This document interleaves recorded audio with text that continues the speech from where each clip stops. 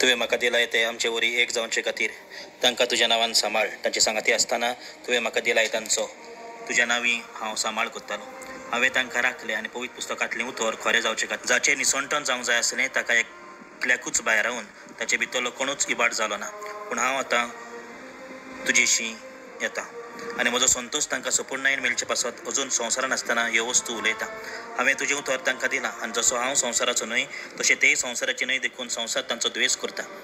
तूं तांकां संवसारांतले काड म्हूण हांव मागिना पूण नश्ट्याच्या हातांतले तांकां राख म्हूण मागता.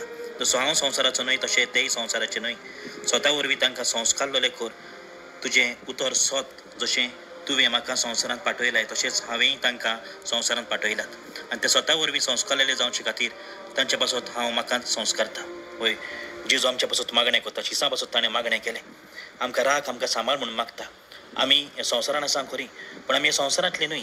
आमी स्वर्गार वचूंक जाय आनी त्या पासत जेजू आमच्या पासत विनंती करता बापा लागीं आमी जेजू लागीं मागणें करया. आमकां दिसान दीस पवित्र कर आनी ताणें विचलेल्यांक राख आनी सांबाळ म्हूण आमी मागुया.